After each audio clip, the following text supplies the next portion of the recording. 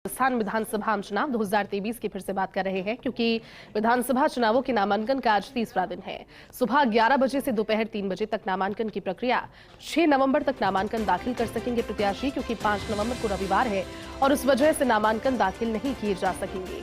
7 नवंबर को नामांकन प्रपत्रों की जांच की जाएगी। 9 नवंबर नामांकन वापस लेने की अंतिम तारीख है और पूरे प्रदेश में एक ही चरण में 25 नवंबर को मतदान होगा। 25 नवंबर को सुबह 7 से शाम 6 बजे तक वोटिंग होगी। तो देखिए, नामांकन दाखिल करने का नॉमिनेशन का आज तीसरा दिन है और ऐसे में अब लगातार पसंद हर एक तस्वीर आप तक 2 दिनों से पहुंचा रहा है। तीसरे दिन की तस्वीरें साझा करने के लिए जोधपुर से सहयोगी राजीव गौड़, तो जयपुर से सहयोगी विनोद सिंह चौहान हमारे साथ लाइव जुड़ चुके हैं। जोधपुर का रुख कर लेते हैं। राजीव, आज तीसरा दिन है और तीसरे दिन के साथ बुधवार का शुभ दिन श्री गणेश लगता है आज जोधपुर में होगा। नामांकन को लेकर कुछ इस तरह का माहौल वहां नजर आ रहा है अभी।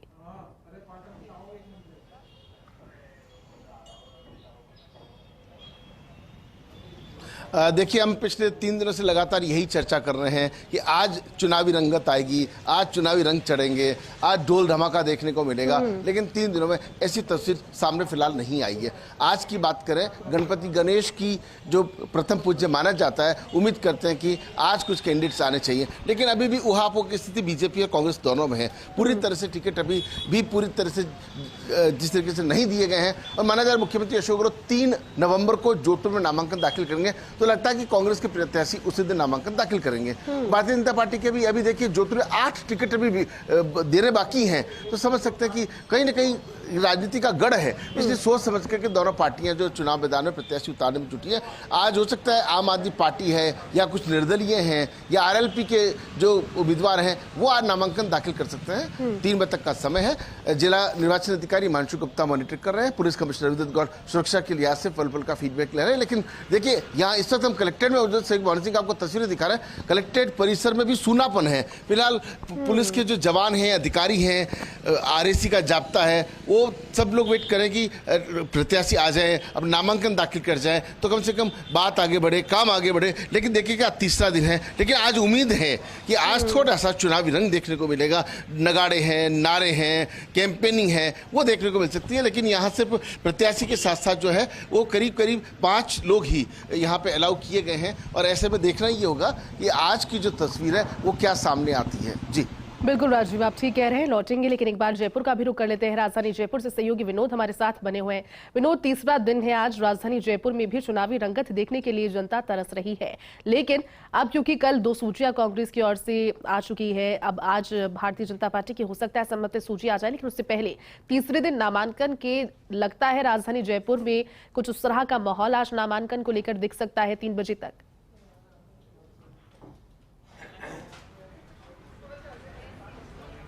जी बिल्कुल, मैं बताऊं, जिस तरीके से राजीव गौड़ ने बताया कि जोधपुर के जो हाल हैं वही जयपुर के हाल हैं। इस समय हम जयपुर कलेक्ट्रेट में हैं। यहाँ 8 विधानसभाओं के नामांकन पत्र दाखिल करने की व्यवस्था है। आज तीसरा दिन है, लेकिन एक गणेश जी का वार होने के कारण आज पहला बड़ा नामांकन आएगा। विद्याधर नगर से दिया कुमारी अपना नामांकन पत्र 11 से 11:15 बजे के बीच में दाखिल करेगी। अभी उनके वकीलों का एक पैनल यहाँ आया और सारे डॉक्यूमेंट्स दिखवा कर गया है। जो कमियां थी वो पूरी की गई है। मैं आपको एक बड़ी बात ये बता दूं कि आज गणेश जी का वार है और दिया कुमारी के साथ 4 अंकों का जो है 4 नंबर का संयोग रहेगा। देखिए आप, इसमें दिया कुमारी गेट नंबर 4 से प्रवेश करेंगी, चैनल नंबर 4 से वो आगे बढ़ेंगी जी। कमरा नंबर 58, 8, 5, 13 और अंक जोड़े जाए तो 4।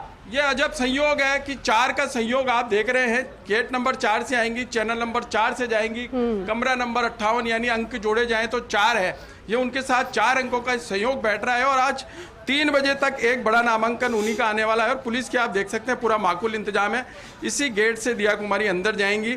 बड़ी बात यह है कि थोड़ी ही देर में यहाँ से 100 मीटर दूर वो शिव सर्किल पर भारी लवाजमे के साथ पहुंचेंगी। उनके काफिले में 50 से अधिक गाड़ियां और करीब 3000 लोगों का काफिला है, जिसे 100 मीटर दूर ही रोका जाएगा।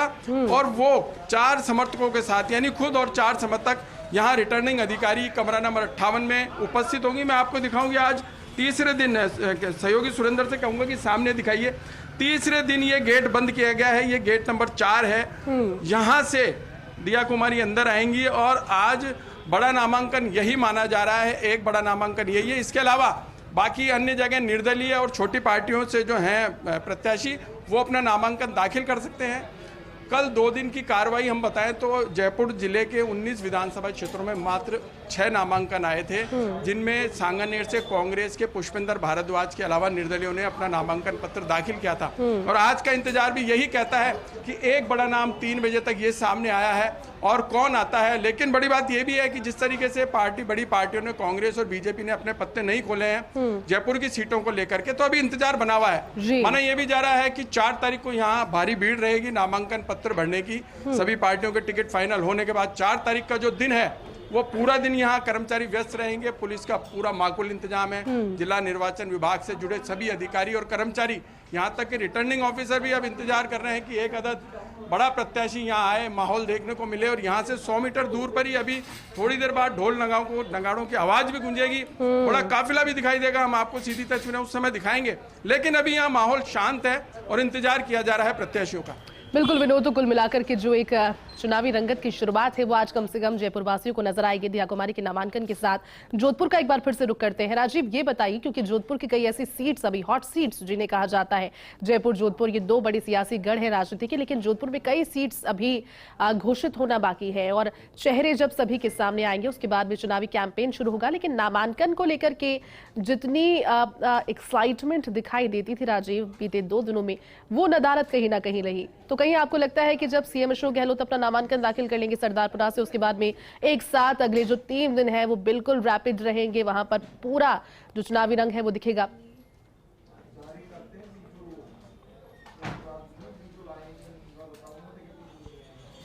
देखिए, निश्चित रूप से आप बिल्कुल ठीक कह रहे हैं, हॉट सीट पर हर किसी की नजर है। अगर जोधपुर की या बार बार की बात करें तो सबसे हॉट सीट है वो मुख्यमंत्री अशोक गहलोत की हॉट सीट है। देखिए कि अशोक गहलोत का नाम तो पहली सूची में आ गया था, लेकिन भारतीय जनता पार्टी को अशोक गहलोत के सामने उतारने के लिए कैंडिडेट नहीं मिल रहा है। जिस तरीके से पहले महेंद्र जाबक हारे, मेघराज लोहिया हारे, समूह सिंह खेतासर हारे, तो ऐसे में हारने के लिए कोई भी नेता तैयार नहीं है और कहते हैं कि जब मुख्यमंत्री चुनाव लड़ते हैं तो सरकार चुनाव लड़ती है। ऐसे में कहीं ना कहीं ऐसे नेता की बलि लेनी पड़ेगी जो हारने का उसको कोई नुकसान नहीं हो। तो कम से कम ये हॉट सीट है। एक हॉट सीट की बात करें, पूर्व मुख्यमंत्री और पूर्व उपराष्ट्रपति भैरव सिंह शेखावत बाली से चुनाव लड़ते थे, वहां से कल बद्रीराम जाखड़ को कांग्रेस ने टिकट दिया है और कांग्रेस को जीतना बहुत बड़ी चुनौती है। पुष्पेंद्र सिंह लगातार वहां से जीतते रहे हैं, उमेश सिंह चापावत वहां से चुनाव लड़ते रहे हैं, भैरव सिंह शेखावत, तो ये 2 बड़ी हॉट बात जोधपुर की करें तो आने वाले जो 3 दिन है वो पूरे बिल्कुल राजीव, जोधपुर में तो लगातार अब 3-4 दिन अगले बेहद खास होने वाले हैं। लेकिन जयपुर का एक बार फिर से रुख करते हैं। विनोद, आपसे भी यही सवाल, क्योंकि जब जिक्र होता है चुनावी माहौल का तो सबसे बड़ी नजर जो जनता की होती है वो उन हॉट सीट्स पर होती है जो कि लगातार सुर्खियों में रहती है। जयपुर की भी कई हॉट सीट्स जब तक डिक्लेयर नहीं हो पाई और इंतजार अब उनके डिक्लेयर होने के बाद नामांकन का किया जा रहा है। विनोद,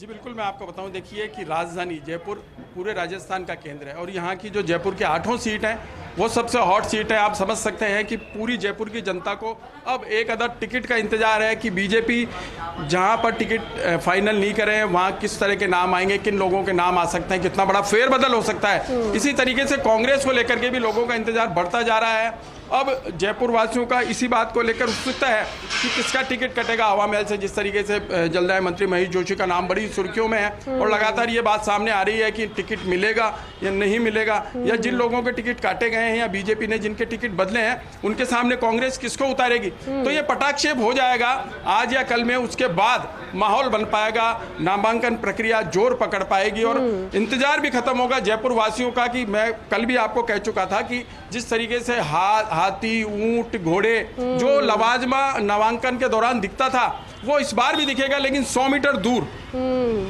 दूर तक आप किसी भी तरीके से प्रत्याशियों के साथ आप पहुंचे।